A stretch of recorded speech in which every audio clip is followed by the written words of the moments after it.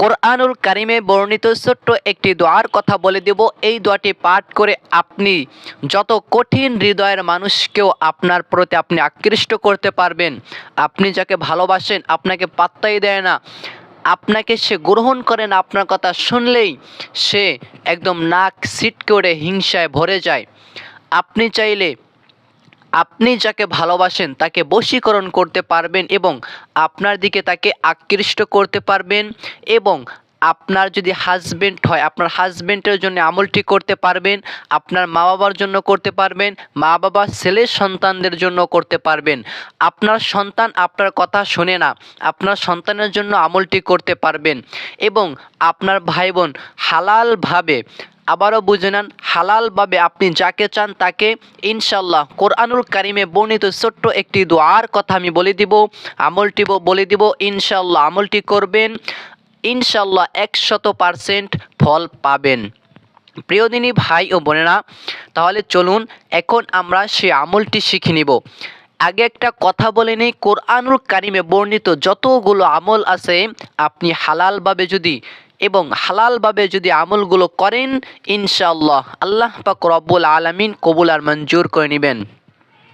কেননা আল্লাহ পাক রব্বুল আলামিন বলেছেন, যালিকাল কিতাবু লা রাইবা ফি, এই কিতাবকে আমি সৃষ্টি করেছি, এই কিতাবের ভিতরে বিন্দু পরিমাণ কোনো ভুল নেই। এই কিতাব কাদের জন্য? মুমিনদের জন্য। আল্লাহ পাক রব্বুল আলামিন কোরআনুল কারীমের ভিতরে ইরশাদ করেন, ওয়ানাজ্জালনা আলাইকাল কিতাবা তিবয়ানাল লিকুল্লি শাই। আল্লাহ পাক রব্বুল আলামিন এই কোরআনুল কারীমে কিতাবকে সব কিছু এর ভিতরে দিয়েছেন। এই দুনিয়াতে আমাদের জন্য যা কিছু প্রয়োজন হয়, এই দুনিয়াতে আমাদের জন্য ছোট্টবেলা থেকে একদম আস্তে আস্তে বড় হতে হতে মুরাব্বি হওয়ার পর্যন্ত আমরা কি করব, সব কিছু আল্লাহ পাক রব্বুল আলামিন এই কোরআনুল কারীমের ভিতরে সব কিছু আল্লাহ তাআলা দিয়েছেন। এবং আল্লাহ পাক রব্বুল আলামিন কোরআনুল কারীমের আরেকটি আয়াতের ভিতরে বর্ণনা দিয়েছেন, ওয়া নুনাজ্জিলু মিনাল কুরআনি মা হুয়া শিফাউ ওয়া রাহমাতুল লিল মুমিনিন। আল্লাহ পাক রব্বুল আলামিন এই কোরআনুল কারীমকে নাজিল করেছেন, ওয়া নুনাজ্জিলু মিনাল কুরআনি মা হুয়া শিফা। এক নাম্বার, আল্লাহ পাক রব্বুল আলামিন এই কোরআনুল কারীম থেকে আমরা যেন শেফা নিতে পারি, এই কোরআনুল কারীম থেকে আমরা যেন রোগকে মুক্তি করাতে পারি, এই কোরআনুল কারীমের আয়াতগুলো পাঠ করে আমরা যেন মানুষের ভিতরে ভালোবাসা পয়দা করে দিতে পারি, মানুষের প্রতি যেন মানুষের ভালোবাসা জন্মে, এই জন্যই কোরআনুল কারীমকে নাজিল করা হয়েছে। ভাই ভাইয়ের সম্পর্ক যেন ছিন্ন না হয় এই জন্য কোরআনুল কারীম নাজিল করা হয়েছে। আত্মীয়তার সম্পর্ক যেন ঠিক থাকে এই জন্য কোরআনুল কারীম আল্লাহ তাআলা নাজিল করেছেন। এবং তারপরে বলেছেন, ওয়া হুদা ওয়া রাহমাতুল লিল মুমিনিন। আল্লাহ পাক রব্বুল আলামিন এবং রহমাতের জন্য যেন আমরা যেন রহমাতের ভিতরে থাকতে পারি, রহমত যেন পাই, সেই জন্য আল্লাহ পাক রব্বুল আলামিন বলেছেন, ওয়া হুদা ওয়া রাহমাতুল লিল মুমিনিন। এই কিতাব হচ্ছে, এই বই হচ্ছে, এই রহমত হচ্ছে, এই হুদাল লিন্নাস হেদায়েত হচ্ছে মুমিনদের জন্য। কাদের জন্য? মুমিনদের জন্য। তাহলে আজকে এখনই আমি সেই ছোট্ট আমলটির কথা বলে দিব, আমলটি করবেন। আল্লাহ পাক রব্বুল আলামিন চাইলে সব কিছু পারেন। আমি যদি আল্লাহ তাআলার হই তাহলে দুনিয়া সব কিছু আমার হয়ে যাবে। তাই আমি বলবো আমলটি শিখবেন, আমলটি আল্লাহ পাক রব্বুল আলামিনের উপরে বিশ্বাস রেখে কোরআনুল কারীমে বর্ণিত একটি ছোট্ট দোয়া আমি লিখে দিব এবং সঠিকভাবে করে পড়িয়ে দেব। আপনি আমলটি করবেন, ইনশাআল্লাহ 100% ফল পাবেন এবং আপনার মনের আশা বাসনা আকাঙ্ক্ষা কবুল হবে। প্রিয়দিনী ভাই ও বোনেরা, আপনি একজনকে অনেক পছন্দ করেন, হালালভাবে তাকে পেতে চান, এই দোয়াটি, এই আমলটি করবেন। আপনার হাজবেন্ড আপনার কথা শোনে না, আপনি আমলটি করবেন। অথবা আপনার স্ত্রী আপনার কথা শোনে না, সংসারের ভিতরে তুমুল ঝগড়া বিপদ লেগেই থাকে, এই কারণে আমলটি করতে পারেন। আপনার মা আপনার কথা শুনে না, আমলটি করতে পারেন। আপনার বাবা আপনার কথা শুনে না, আপনি আমলটি করতে পারেন। অথবা আপনার হাজবেন্ড বিদেশেতে আছে, অশান্তির ভিতর আছে, আমলটি করতে পারেন। অথবা আপনার কোনো খোঁজ খবর লয় না, তিনি ভালো অবস্থানে আছে, আপনার কোনো খোঁজ খবর নেয় না, আপনাকে কেমনভাবে করে রেখে দিয়েছে আপনার জন্য একটা বোঝা। এই আমলটি করবেন ইনশাআল্লাহ, যদি কবুল হয়ে যায় তাহলে আল্লাহ পাক রব্বুল আলামিনের দয়া মায়া আপনার কাছে ফিরে আসবে। আপনাকে ভালোভাবে আল্লাহ তাআলা ভালোবাসা যেই অর্জন, ভালোবাসা দিয়ে দেবে আপনাদের মাঝখানে ইনশাআল্লাহ। এই ভালোবাসা শয়তান বদজিন কেউ ছিন্ন করতে পারবে না।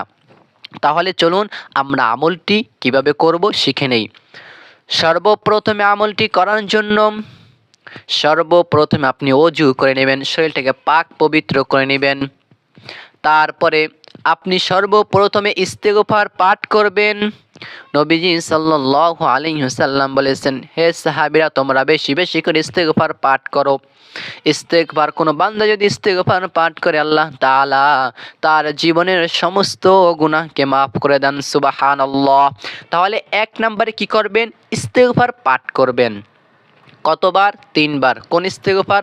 আস্তাগফিরুল্লাহ, আস্তাগফিরুল্লাহ, আস্তাগফিরুল্লাহ 3 বার পাঠ করবেন। তারপরে আল্লাহ পাক রব্বুল আলামিন নিজেই বলেছেন, ইন্নাল্লাহা ওয়া মালাইকাতাহু ইউসাল্লুনা আলান নবী। আমি নিশ্চয়ই, ইন্না মানে নিশ্চয়ই, আমি ওয়া মালাইকাতাহু আমি এবং আমার ফেরেশতাদেরকে নিয়ে, ইউসাল্লুনা আলান নবী আমি আমার নবীর উপরে দুরূদ শরীফ পাঠ করি। সুবহানাল্লাহ, আল্লাহু আকবার। স্বয়ং আল্লাহ তাআলার কোনো কাজ নেই, তিনি শুধু একটা কাজই করেন, তার ফেরেশতাদেরকে নিয়ে তার নবীর উপরে দুরূদ শরীফ পাঠ করেন। এইটা একটা কোরআনুল কারীমের আয়াত। ইন্নাল্লাহা ওয়া মালাইকাতাহু ইউসাল্লুনা আলান নবী। তাহলে আল্লাহ তাআলা কি করেন? নিশ্চয়ই আমি এবং আমি আমার ফেরেশতাদেরকে নিয়ে আমি আমার নবীর প্রতি দুরূদ শরীফ পাঠ করি, তোমরাও বেশি বেশি করে দুরূদ শরীফ পাঠ করো। তারপরে আপনি কি করবেন? 3 বার দুরূদ শরীফ পাঠ করবেন। সাল্লাল্লাহু আলাইহি ওয়াসাল্লাম, সাল্লাল্লাহু আলাইহি ওয়াসাল্লাম, সাল্লাল্লাহু আলাইহি ওয়াসাল্লাম 3 বার। সর্বপ্রথমে 3 বার ইস্তেগফার, 3 বার কি? দুরূদ শরীফ। তারপরে আপনি যে আমলটি করবেন, কোরআনুল কারীমে বর্ণিত সূরা তাহার ভিতরে আয়াতটিকে আল্লাহ তাআলা দিয়েছেন। সূরা তাহার ভিতরে আয়াতটি আছে, আমি এক্ষুনি বলে দিচ্ছি। আয়াতটি হচ্ছে, ওয়া আলকাইতু আলাইকা মাহাব্বাতাম মিন্নি। আবারও আমার সঙ্গে বলুন, ওয়া আলকাইতু আলাইকা মাহাব্বাতাম মিন্নি। এই আয়াতটাকে এতটুকুই পাঠ করবেন 3 শব্দে। দেখেন, ওয়া আলকাইতু আলাইকা মাহাব্বাতাম মিন্নি, ছোট্ট, একদমই ছোট্ট লিখে নেবেন অথবা দেখবেন, পাঠ করবেন। তারপরে আপনি কি করবেন? এই আয়াত পাঠ করার পরে তারপরে যার জন্য পাঠ করবেন, আপনার স্বামী হতে পারে, আপনার স্ত্রী হতে পারে, আপনার মা বাবা, যে কেউই হতে পারে, আপনার হাজবেন্ডও হতে পারে। আপনি কি করবেন? সম্ভব হলে তার একটি ছবি নেবেন। ছবি নিয়ে তারপরে কি করবেন? এই আয়াতটাকে পড়ে সেই ছবির উপরে একটা ফু দিয়ে দিবেন। ছবির দিকে তাকিয়ে পড়বেন, ওয়া আলকাইতু আলাইকা মাহাব্বাতাম মিন্নি। আয়াতটাকে পড়ে একটা ফু দিয়ে দেবেন, এভাবে করে একটা ফু দিয়ে দিবেন। এভাবে করে এই আয়াতটাকে 3 বার, সর্বনিম্ন 3 বার পাঠ করে কি করবেন? ছবির উপরে ফু দিয়ে দিবেন। অথবা ছবি নাই, সেক্ষেত্রে কি করবেন? ছবি ধরেন নাই, তার নাম যার জন্য করেন, তার নাম, তার মা বাবার নাম, তার নাম, তার বাবার নাম, মার নাম অথবা বাবার নাম, 2 জনের নাম যে যায় তাহলে ভালো হয়। তার নাম এবং তার মা বাবার নামটাকে আগে খাতায় লিখে দেখে দেখে পড়বেন। ওয়া আলকাইতু আলাইকা মাহাব্বাতাম মিন্নি, ওয়া আলকাইতু আলাইকা মাহাব্বাতাম মিন্নি, এভাবে করে পড়বেন। আর তারপরে সর্বশেষে কি করবেন? আমি আবারও বলে দিচ্ছি, তার যদি ছবি থাকে পরে ছবির উপরে ফু দিবেন, ছবির দিকে তাকিয়ে পড়বেন, ছবির উপরে ফু দিয়ে দিবেন। আর যদি ছবি না থাকে, তার নাম, তার মা বাবার নাম সহ দেখে দেখে পড়বেন। আর কি করবেন? এই লেখার উপরে একটি ফু দিয়ে দিবেন। তাহলেই তারপর আবার দুরূদ শরীফ পাঠ করবেন। সর্বশেষে দুরূদ শরীফ পাঠ করে তারপর আবার ফু দিয়ে দিবেন, আবার ফু দিয়ে দিবেন, আবার 3 বার পড়বেন, সাল্লাল্লাহু আলাইহি ওয়াসাল্লাম, সাল্লাল্লাহু আলাইহি ওয়াসাল্লাম, তারপরে ফু দিয়ে দিবেন। এইটা গেল যে যদি দূরে থাকে সেক্ষেত্রে করবেন। ধারে থাকলে কি করবেন? ধরেন আপনার হাজবেন্ডের জন্য আপনি করলেন অথবা আপনার স্ত্রীর জন্য আপনি করলেন, তার কাছে যাবেন, যাওয়ার পরে আপনি মনে মনে পাঠ করবেন, তার দিকে তাকিয়ে থাকবেন এক নজরে, তারপরে মনে মনে পাঠ করবেন, ওয়া আলকাইতু আলাইকা মাহাব্বাতাম মিন্নি, মনে মনে পাঠ করবেন, সে যেন বুঝতে না পারে। যদি বুঝে তাহলে কিনা আপনাকে সন্দেহ করে, সংসারের ভিতরে কিনা বিপদ ফাসাদ লেগে যায়। এটা করবেন না, মনে মনে পাঠ করবেন। আর যদি কাছে না থাকে তাহলে দূরে থাকলে মনে মনে ওই যে ছবি দেখে পড়ে ফু দিয়ে দিবেন, ছবি দেখে দেখে পড়বেন, ছবির উপর ফু দিয়ে দিবেন। অথবা ছবি না থাকলে তার নাম, তার মা বাবার নাম দেখে দেখে পড়বেন আর ফু দিয়ে দিবেন, ইনশাল্লাহ এতে করে কাজ হয়ে যাবে। আর একটি সিস্টেম আছে, আপনি যখন ভিডিও কলে যখন কথা বলবেন ইমো অথবা হোয়াটসঅ্যাপে অথবা মেসেঞ্জারে, তখন দেখে দেখে তার দিকে তাকিয়ে তাকিয়ে পাঠ করবেন। দোয়াটি হচ্ছে ওয়া আলকাইতু আলাইকা মাহাব্বাতাম মিন্নি, এই দোয়াটি পাঠ করবেন। সর্বশেষে দুরূদ শরীফ পাঠ করবেন, তারপর আবার কি করবেন, ফু দিয়ে দিবেন। তাহলে 1 নম্বরে ওযু করবেন, 2 নম্বরে 3 বার ইস্তেগফার পাঠ করবেন, 4 নম্বরে এই দোয়াটি পাঠ করবেন, তারপরে আপনি কি করবেন, সর্বশেষে দুরূদ শরীফ পাঠ করবেন। তাহলেই হয়ে যাবে। আশা করি বুঝতে পেরেছেন। চলেন এখন আমরা সেই ছোট্ট দোয়াটাকে কয়েকবার পড়ে একদম মুখস্থ করে নেব। দোয়াটি হচ্ছে, আমার সঙ্গে সঙ্গে বলুন, ওয়া আলকাইতু আলাইকা মাহাব্বাতাম মিন্নি। আবার বলুন, ওয়া আলকাইতু আলাইকা মাহাব্বাতাম মিন্নি ওয়া আলকাইতু আলাইকা মাহাব্বাতাম মিন্নি। এই দোয়াটা পাঠ করবেন।